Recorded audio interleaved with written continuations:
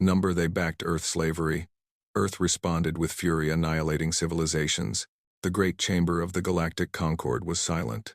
12 species had gathered here for 10,000 years to decide the fate of worlds. Their representatives sat in floating chairs arranged in a perfect circle. Light from distant stars filtered through the crystal ceiling above them. Director Amara Okonkwo stood alone in the center of the chamber. She was a tall woman with dark skin and gray hair. She had served humanity for 40 years. She had believed in peace. She had believed in diplomacy. Today, she would learn how wrong she had been. The Valari High Speaker rose from his chair. He was a creature of silver scales and 4 arms. His people had ruled 100 worlds for 50,000 years.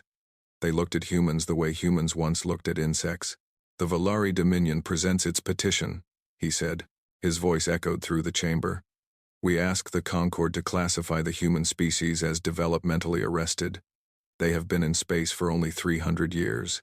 They have contributed nothing to galactic civilization. They are strong and numerous. They would serve better purposes under proper guidance. Amara felt her blood turn cold. She knew what those words meant. Developmentally arrested was a legal term. It meant a species was too primitive to have rights. It meant they could be owned. It meant slavery. This is madness, Amara said. Her voice was steady despite her fear. Humanity has built cities on 50 worlds. We have cured diseases that plagued us for centuries. We have art and music and literature that spans thousands of years. We are not animals. The Kreeth ambassador laughed. He was a massive creature covered in thick brown fur. You have been in space for 300 years. The Valari have been here for 50,000. The Kreeth for 30,000. You are children playing at civilization. Children do not build faster than light engines, Amara said. You copied our designs. The Orath Queen replied. She was a hive mind speaking through a single body. Her voice buzzed like 1,000 insects. You have created nothing original. You have simply stolen from your betters. Amara looked around the chamber. She saw no sympathy in any face. The Sindari would not meet her eyes. The Zorvani studied their notes. The Nemosynth simply floated in their tanks, saying nothing. We call for a vote, the Valari High Speaker said. One by one, the species cast their choices. The Valari voted yes. The Kreeth voted yes. The Orath voted yes. 9 hands rose in favor. 3 species abstained. None voted no. Amara stood perfectly still as her species was condemned to chains.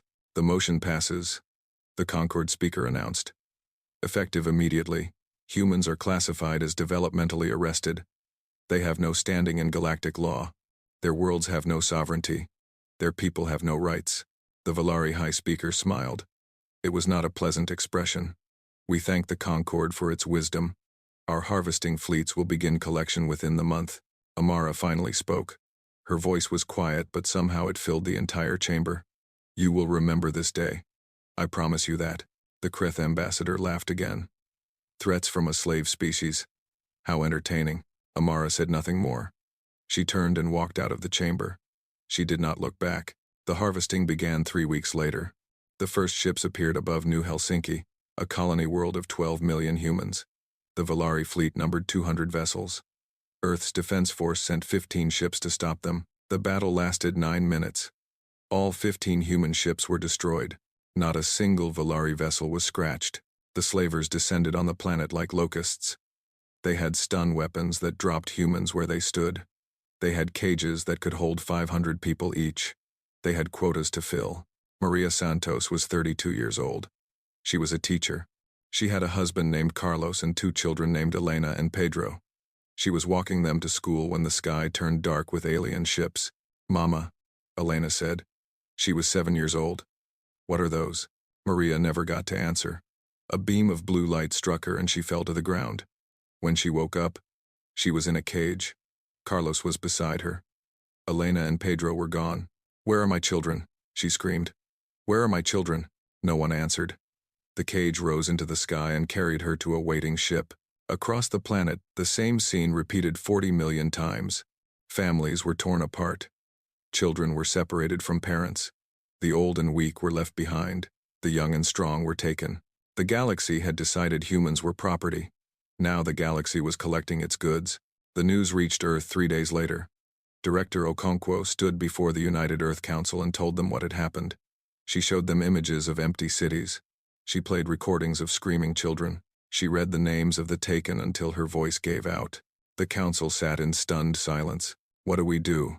the European representative asked. "We cannot fight them. You saw what happened to our fleet. We build a bigger fleet," the Asian representative said. "We build better weapons. That will take decades," the American representative replied. "Millions more will be taken by then." Amara Okonkwo raised her hand. The chamber fell silent. "We go dark," she said. "What do you mean?" the African representative asked. "We close every communication channel. We shut down every diplomatic mission. We seal our borders completely. We let the galaxy forget about Earth. And then," Amara's eyes were hard as stone, "and then we prepare, we build, we plan. And when we are ready, we remind them what humanity is capable of." "What are we capable of?" someone asked. Amara thought about Elena and Pedro Santos, separated from their parents, sold to alien masters. She thought about 40 million humans in chains. She thought about the laughter of the Kreeth ambassador. "War," she said. "We are capable of war like this galaxy has never seen. We spent 10,000 years fighting each other before we reached the stars. We perfected the art of destruction. We created weapons that could end worlds. We stopped because we chose peace. They have taken that choice from us." The council voted unanimously. Earth would go dark. Earth would prepare. Earth would have its vengeance. Within a month, every human embassy closed. Every communication beacon went silent. Every ship returned home. Earth became a ghost in the galactic community. The Valari did not care. They had their slaves. The Kreeth did not care. They were profiting from the trade.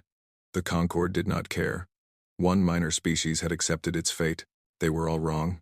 Deep beneath the mountains of Switzerland, in bunkers built during wars that predated spaceflight, humanity began to wake up.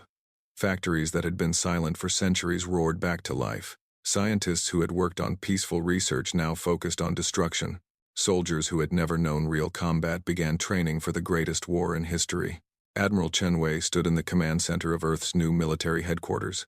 He was an old man with a young man's fire in his eyes. Behind him, screens showed industrial output increasing every day. Ships were being built. Weapons were being designed. Soldiers were being trained. "They think they broke us," he said to his officers. "They think we are beaten. They are wrong. They have simply reminded us what we are. We are humans. We do not surrender. We do not forget. We do not forgive." He turned to face his fleet commanders. "In 5 years, we will be ready. In 5 years, we will show them the price of chains. In 5 years, we will make them understand why humanity should have been feared, not enslaved." Somewhere in the galaxy, Elena Santos worked in the garden of a Valari noble. She was 8 years old now. She did not remember her mother's face. She only remembered the blue light and the screaming. She would remember more soon enough. All of humanity would make sure of that. They backed Earth slavery. Earth responded with fury, annihilating civilizations. 5 years had passed since Earth went silent. The galaxy had moved on. Human slaves had become common across Concord space. They worked in mines and factories. They served in homes and palaces. They built monuments to species that owned them. The Valari considered themselves kind masters. They only beat their humans when necessary. They fed them adequately. They even allowed some to breed, ensuring a steady supply of new workers. They thought they were generous. They had no idea what was coming. Marcus was 25 years old. He had been taken from Earth when he was 20. He had been strong and healthy, perfect for manual labor. But the Valari had seen something else in him. They saw intelligence. They saw potential. So instead of the mines, Marcus was sent to serve in the household of Archon Valus, the supreme ruler of the Valari dominion. Marcus cleaned floors and served food. He stood in corners and remained invisible. He listened to everything. The Valari spoke freely around their slaves. Why would they hide anything? Slaves were property. They had no thoughts worth considering. They had no plans worth fearing. This was their greatest mistake. Marcus carried a device no larger than a grain of rice, hidden beneath the skin behind his ear. It was a quantum transmitter, invented by human scientists and smuggled to slaves through a network that spanned the galaxy. Every night, Marcus sent his reports to Earth: fleet positions, defense codes, Political secrets. The location of every Concord homeworld. He was not alone. Across Valari space, across Kreth territory, across every world that held human slaves, the network operated. They called themselves the Broken Chain. They were servants and laborers and entertainers. They were eyes and ears everywhere, and they were all waiting for the signal. On Earth, the transformation was complete. Admiral Chen Wei walked through the shipyard carved into the heart of the moon. Around him, massive vessels took shape. They were unlike anything the galaxy had ever seen. 5 kilometers long, covered in weapons that human scientists had invented in their fury. Each ship could destroy a planet. Earth was building 10,000 of them. The Nemesis class is ready for final testing, his aide reported. The prototype exceeded all projections. Chen Wei nodded. And the stellar compression weapons? Functional. We tested one on an asteroid. It compressed a sphere 50 kilometers wide into a point smaller than a fist. Casualties? None. The asteroid was uninhabited. Chen Wei allowed himself a small smile. The next targets will not be. In the science division, Dr. Yuki Tanaka worked on the project that would change everything. She had been a peaceful researcher once, studying the stars because she loved their beauty. Now she studied them to learn how to kill. The compression field is stable, she reported to Director Okonkwo. We can deliver it via standard warhead. Detonation will compress everything within the target radius into a singularity point. Nothing survives. Nothing remains. Okonkwo studied the holographic display. It showed a planet being hit by the weapon. A circle of land simply vanished, leaving a crater that went down to the core. How many warheads do we have? 3,000. We can produce 50 more per week. Make it 100. Okonkwo had changed in 5 years. Her hair was white now. Her eyes had lost all softness. She spent her nights reading reports from the Broken Chain. She read about children working in factories. She read about families separated forever. She read about humans who died from exhaustion and abuse. She kept a list. Every name, every death, every crime committed against her people. The list was very long. In the training facilities beneath the Sahara Desert, soldiers prepared for war. They trained in simulations of alien ships. They learned to fight in zero gravity. They practiced tactics that would overwhelm defenses designed to stop civilized warfare. The Concord fights with rules. Their commander taught them. They have laws about acceptable weapons. They have treaties about civilian targets. They expect everyone to follow these rules. He paused and looked at his soldiers. We will not follow their rules. They declared us animals. Animals do not follow rules. Animals fight to survive. Animals fight to protect their pack. We will show them what happens when you cage an animal, and then set it free. The soldiers nodded. Many of them had lost family to the slavers. Many of them had seen the recordings from the Broken Chain. They needed no motivation. They only needed targets. In the Valari Palace, Archon Velas hosted a dinner for the Concord ambassadors. Marcus served wine and listened carefully. The humans have been silent for 5 years, the Kreth ambassador said. Perhaps they died out. Perhaps they destroyed themselves. Either way, the problem is solved. They are not dead, the Orath Queen buzzed. Our scouts have seen activity in their system. They are building something. Building what? We do not know. They shoot down any probe we send. They have become very good at defense. Archon Velas waved a dismissive hand. Let them build. What can one primitive species do against the combined might of the Concord? If they ever emerge, we will crush them again. Their fleet was pathetic. Their fleet was small, the Zorvani ambassador said quietly. She was one of the species that had abstained from the vote. She looked worried. Small is not the same as weak. They have had 5 years to prepare. Prepare for what? We have 1,000 times their industrial capacity. We have weapons they cannot comprehend. We have 10,000 years of military experience. They have something else, the Zorvani said. What? Rage. The table fell silent for a moment. Then Archon Velas laughed. Rage does not win wars. Technology wins wars. Numbers win wars. The humans have neither. Marcus kept his face blank as he refilled the Archon's glass. But inside, he was smiling. The Archon was wrong about everything. Earth had technology now. Earth had numbers now. And Earth had rage that the galaxy could not imagine. He sent his report that night. The Concord was complacent. The Concord was arrogant.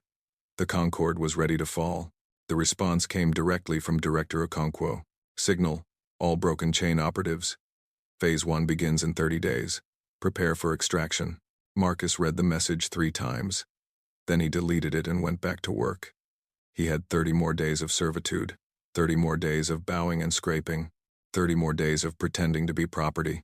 After that, he would watch his masters burn. On Earth, Director Okonkwo addressed her war council for the last time before the invasion began. In 1 month we break our silence, she said. In 1 month, we show the galaxy what happens when you enslave humanity. Every species that voted for our chains will pay. Every species that profited from our suffering will pay. Every species that watched and did nothing will pay. She looked at each face around the table. Some of you may have doubts. Some of you may think we go too far. I understand. But I want you to remember something. They took our children. They took 40 million of our people and put them in chains. They laughed when we begged for mercy. Her voice hardened. There will be no mercy now. There will only be fire. There will only be fury.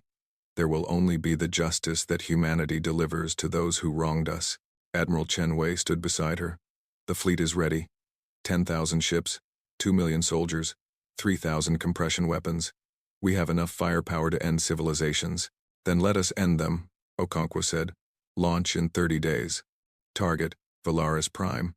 The Valari started this. The Valari will be first to fall. Somewhere in the Valari Palace, Marcus smiled in his sleep. He dreamed of fire. He dreamed of freedom. He dreamed of the day when the chains would break, and humanity would remind the galaxy why it should have been afraid. That day was almost here. They backed Earth slavery. Earth responded with fury, annihilating civilizations.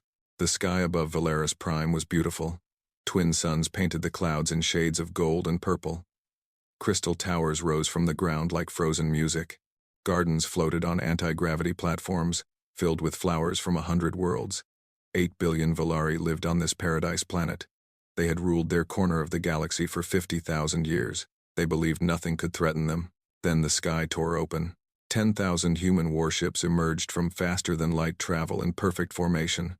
They filled the space above the planet like a swarm of angry wasps. Each ship was black as night, covered in weapons that hummed with terrible energy. The nemesis at the front of the fleet was so large it cast a shadow across entire cities. Admiral Chen Wei sat in his command chair and watched the Valari defense fleet scramble to respond. They had 300 ships in orbit. It was the largest defensive force in the Concorde. Admiral, his tactical officer reported, the enemy is charging weapons. Let them fire first, Chen Wei said. I want the record to show they struck the opening blow. The Valari commander made the expected choice. A barrage of plasma fire streaked toward the human fleet. Shields flared and absorbed the attack like it was nothing. Interesting, Chen Wei said. Our turn. The human fleet opened fire. The Valari had never seen weapons like these. They had lasers that cut through shields like they were not there. They had missiles that blinked out of existence and reappeared inside enemy ships. They had cannons that fired concentrated gravitational waves, crushing vessels into balls of scrap metal. The battle lasted 11 minutes. When it ended, 300 Valari ships had been destroyed. Not a single human vessel had taken serious damage. On Valaris Prime, Archon Veles watched the massacre from his palace. His silver scales had gone pale with shock. This was impossible. The humans had been primitive. The humans had been weak. The humans had been slaves. His communication screen flickered to life. A human face appeared. It was a woman with white hair and eyes like ice. Archon Veles, Director Okonkwo said. Do you know who I am? I know you, Veles whispered. You were their ambassador. You stood in the Concorde chamber. I stood there and begged you not to enslave my people. Do you remember what you did? Veles said nothing. You laughed. You all laughed. You thought we were insects to be stepped on. You thought we would accept our chains quietly. You were wrong. What do you want? I want every human slave on your planet released within 1 hour. Every single one. Men, women, children. I want them brought to designated landing zones where our shuttles will collect them. Do this, and I will spare your world. Veles felt a spark of hope. Perhaps this could be negotiated. Perhaps they only wanted their people back. And if I refuse? Okonkwo's face showed no emotion. Then I will demonstrate what happens to those who refuse. Velas drew himself up. He was the Archon of the Valari Dominion. He did not surrender to primitives. He did not bow to former slaves. The humans belong to us, he said. They are our property under galactic law. You have no authority here. Galactic law? Okonkwo almost smiled. You used galactic law to enslave us. Now I will use something else to free us. You have 1 hour, Archon. Choose wisely. The screen went dark. Velas immediately contacted his military commanders.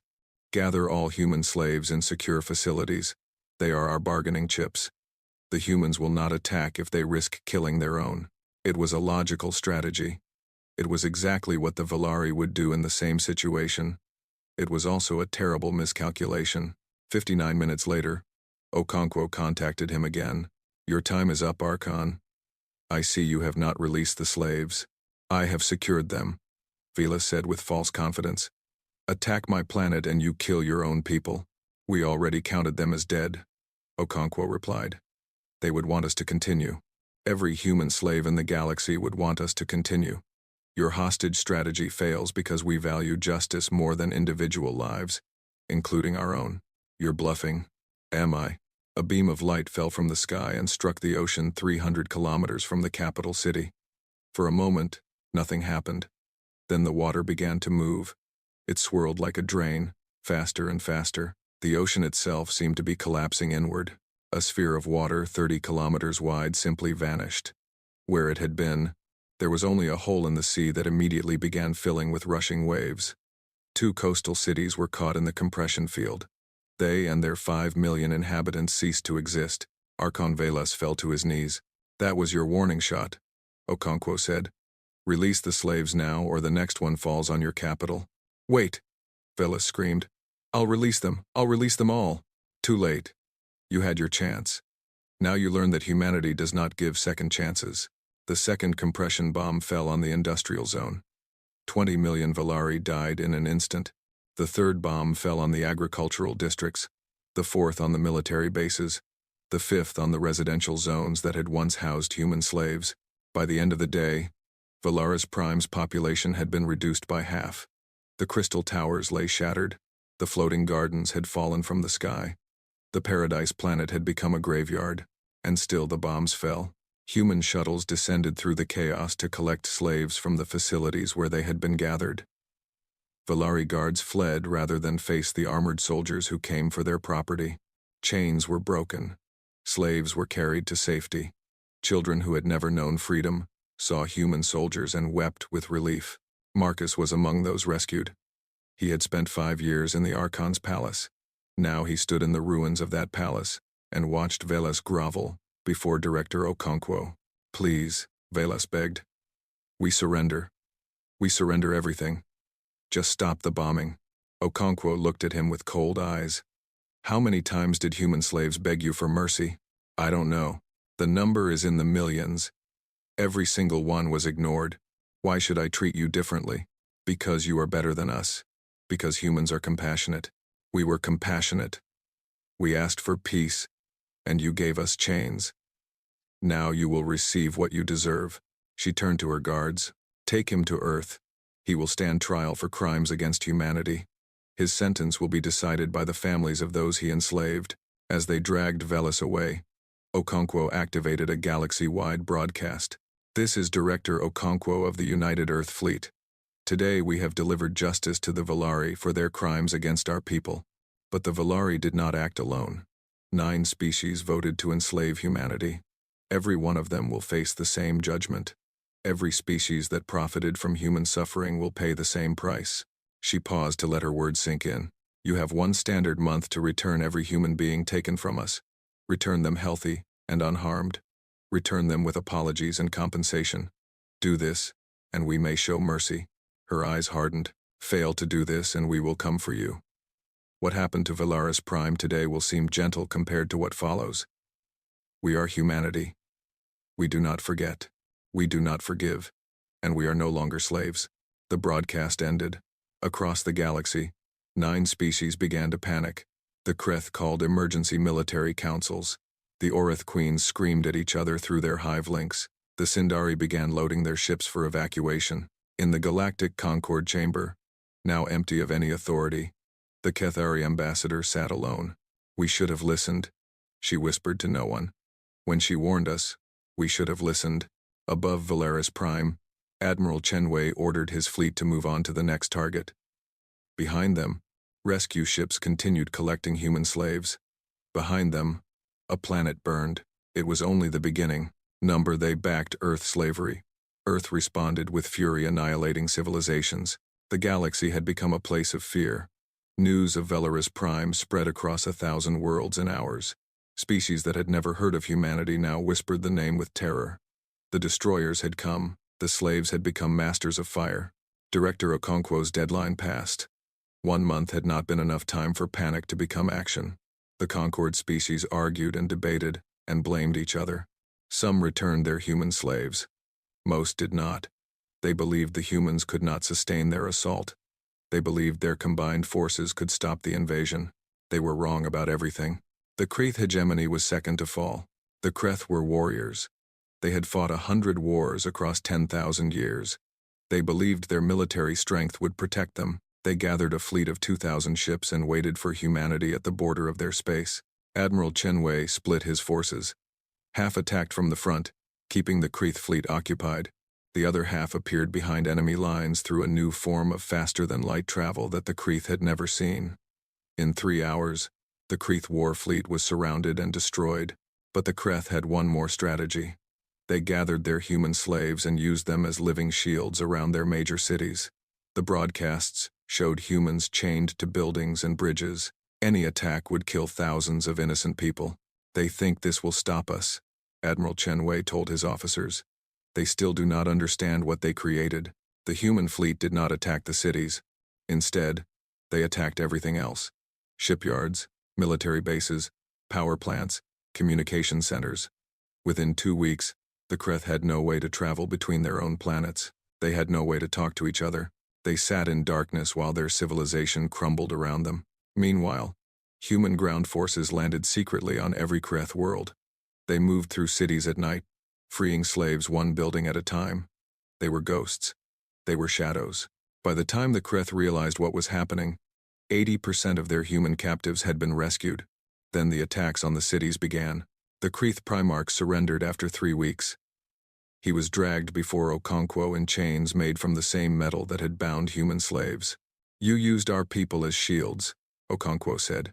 "You thought their lives would protect you. We did what we had to do," the Primarch growled. "We were fighting for survival. So were they. For 5 years they fought for survival in your mines and factories. Did you show them mercy?" The Primarch had no answer. "Your species will pay reparations for the next 1,000 years," Okonkwo declared. "Every resource you have will go to rebuilding human colonies. Every factory will produce goods for human use. You wanted slaves. Now you will work for us instead." The Orath Collective was third. The Orath were a hive mind. Billions of bodies controlled by 12 queens. They believed their unity made them invincible. When one body died, the mind continued in others. How could you defeat an enemy that did not fear death? Human scientists had studied the Orath for 5 years. They had learned how the hive link worked. They had learned how to break it. The weapon was called the Severing. It was a nanovirus that attacked the organic transmitters the Orath used to connect their minds. One day the Orath were a unified consciousness spanning 40 worlds. The next day they were 12 billion individuals who had never been alone before. The queens screamed as they lost contact with their bodies. The bodies screamed as they suddenly had to think for themselves. Orath civilization collapsed into chaos within hours. They did not need to be conquered. They destroyed themselves. Some human commanders wanted to finish them off. Admiral Chenwei refused. "They are broken," he said. "Let them live with what they have become. Death would be mercy. We do not give mercy." The Sindari chose a different path. They did not fight. They ran. The entire Sindari species loaded onto their ships and fled into deep space. They abandoned their homeworlds. They abandoned their colonies. They abandoned everything, rather than face human vengeance. Director Okonkwo let them go. "Run," she broadcast to their fleeing fleet. "Run forever. Tell everyone you meet what happens to those who enslave humanity. Be our messengers to the distant stars. Let the universe know that humans are not to be touched." One by one, the guilty species fell. The Zorvani and Nemosynth surrendered without a fight. They had abstained from the slavery vote but done nothing to stop it. Okonkwo considered their punishment carefully. "You watched," she told their ambassadors. "You saw what was happening and you did nothing. That is not as bad as participating, but it is not innocent either. What would you have us do?" The Zorvani ambassador asked. "You will use your resources to help us find every human slave in the galaxy. You will heal the ones who are broken. You will reunite the families that were separated. You will spend the next century cleaning up the mess you allowed to happen." It was a light sentence. Both species accepted it gratefully. The human fleet continued its march across the galaxy. Worlds fell. Civilizations crumbled.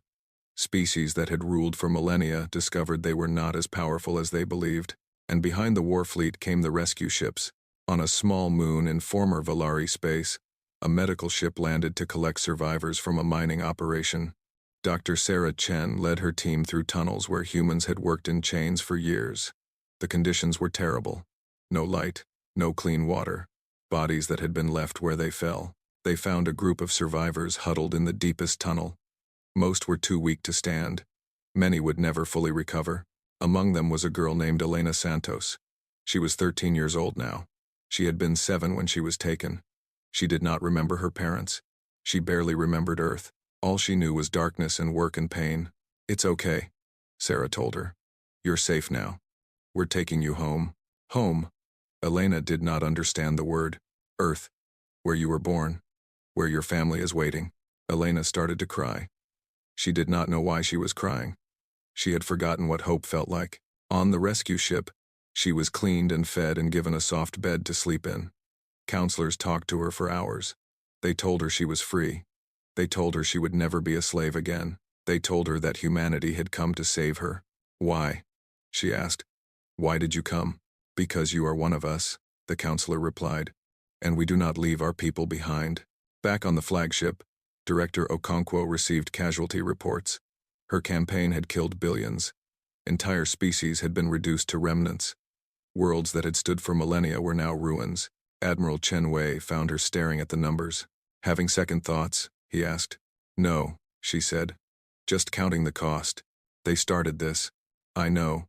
And we finished it. But we cannot pretend that makes us heroes. We did what was necessary. That is not the same as what was right." Chen Wei was silent for a moment. "The families of the rescued will call us heroes. The children who grow up free will call us heroes. And the children who died in our attacks? The civilians who never owned a slave? What will they call us? They will call us nothing. The dead do not speak." Okonkwo nodded slowly. "Then we must speak for them too. We must remember what we did and why. We must never pretend it was glorious or clean. We must carry this weight forever." She turned back to the stars. "But I would do it again. For every Elena we rescued, I would burn 100 worlds. That is who we are now. That is what they made us." The reckoning continued. But somewhere in its wake, a 13-year-old girl slept peacefully for the first time in 6 years. That was enough. It had to be enough. They backed Earth slavery. Earth responded with fury, annihilating civilizations. 10 years had passed since the war ended. The galaxy had changed forever. The Galactic Concord was gone. In its place stood nothing but the shadow of human power. No new alliance had formed. No new government had risen. There was only Earth, watching from the center of known space, its fleet ready to move against any who threatened peace. The Okonkwo Accords were now the only law that mattered. Any species that practiced slavery would face immediate destruction. Any species that profited from forced labor would face the same. Humanity had become the conscience of the galaxy. It was not a role they had wanted. It was a role they had earned with fire and blood. On Earth, the work of healing had begun. Elena Santos was 23 years old now. She had spent 6 years in chains and 10 years learning to be free. The counselors said she was a success story. She had completed her education. She had found work helping other survivors. She had even started a small family. But the scars remained. She woke up screaming sometimes. She panicked in dark rooms. She could not trust easily. Freedom had come too late for her to know anything but its shadow. Her daughter was named Hope. She was 3 years old and had never known fear. She played in sunlight and laughed at butterflies and asked her mother endless questions about everything. "Mama, why are you sad sometimes?" Elena held her daughter close. Because I remember things that hurt. But when I look at you, I feel better. You make the hurt go away. I don't want you to be sad. Then keep smiling, little one. Your smile is my medicine. Across Earth and the colonies, similar scenes played out in millions of homes. Survivors tried to rebuild their lives. Children grew up free. The next generation learned about slavery only from history lessons, not from chains on their wrists. But not everyone was healing. Director Okonkwo had retired after the war. She lived alone in a small house on the coast of what had once been called Spain. She spent her days watching the ocean and remembering the dead. Visitors came sometimes. Reporters wanted her story. Politicians wanted her endorsement. Historians wanted her memories. She turned them all away, until the day a Kethari ship landed on her beach. Okonkwo watched from her window as a single alien walked across the sand. It was Ambassador Theron, who had once served in the Galactic Concord. She was the only Kethari who had spoken against human slavery before the vote. "May I come in?" Theron asked. Okonkwo let her in. They sat in silence for a long time, looking at the sea. Finally, Theron spoke. "I visited the memorial on Luna yesterday. I read the names of the taken, all 40 million of them. Did you count how many we killed in return?" Okonkwo asked. "I did. Your people killed approximately 60 billion sentient beings across 9 species. You reduced 3 civilizations to ruins. You broke the galactic order that had lasted 10,000 years. Are you here to condemn me?" Theron shook her head. "I am here to understand. My people are trying to rebuild their relationship with humanity. But we do not understand you. We do not understand how a species that values life so much could take so many lives." Okonkwo was quiet for a moment. "When I was a young woman, I believed in diplomacy. I believed that reasonable beings could solve any problem through conversation. I thought the galaxy was basically good and that evil was just a misunderstanding." She turned to face Theron. "Your Concord taught me I was wrong. You looked at my people and saw cattle. You voted to put us in chains because we were convenient to exploit. And when I begged for mercy, you laughed." "I did not laugh," Theron said softly. "No, you simply did nothing. You watched and stayed silent. Is that better?" Theron had no answer. "I do not expect you to understand," Okonkwo continued.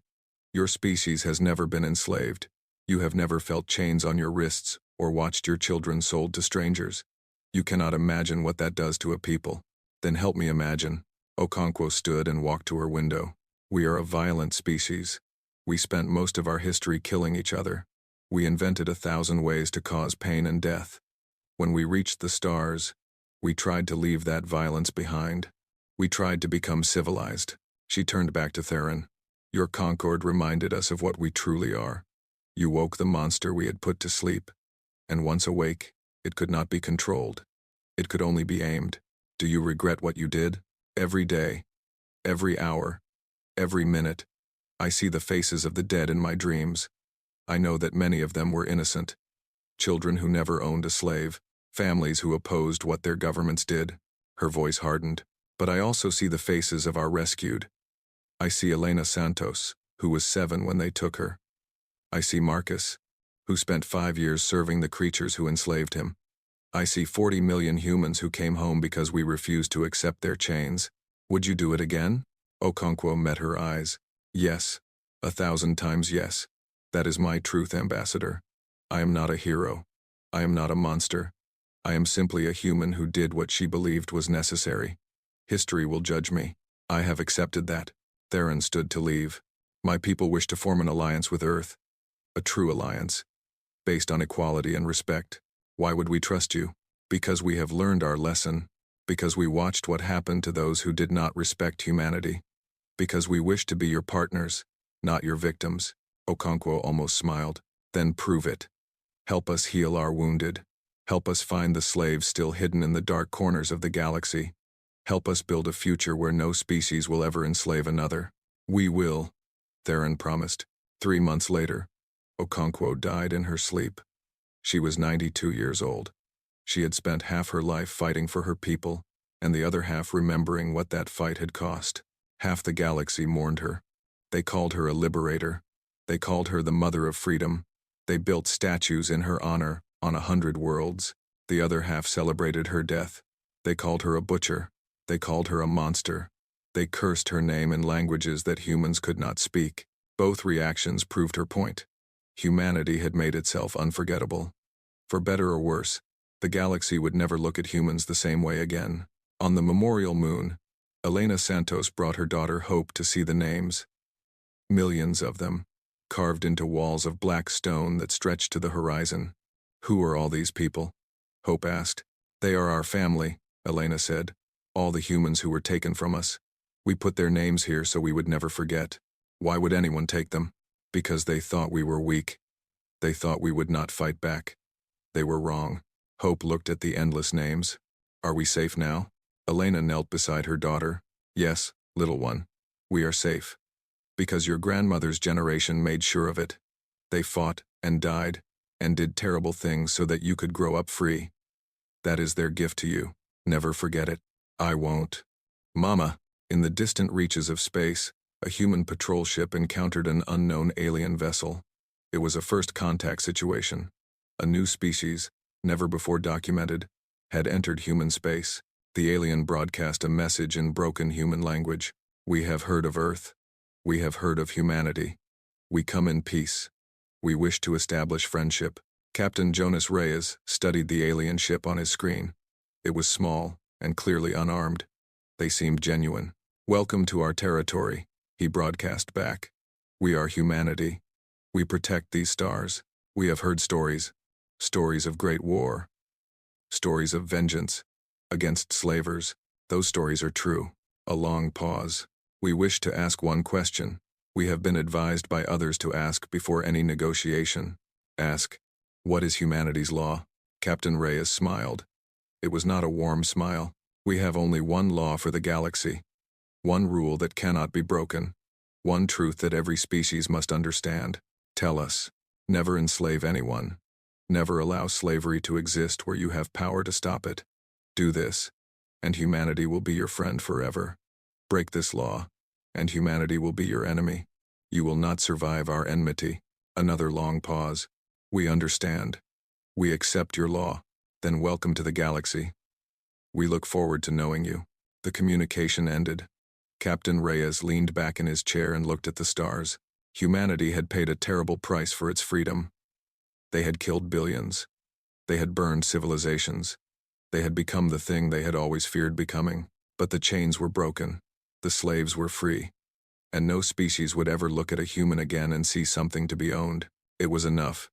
It had to be enough. The new dawn had arrived. It was stained with blood and fire.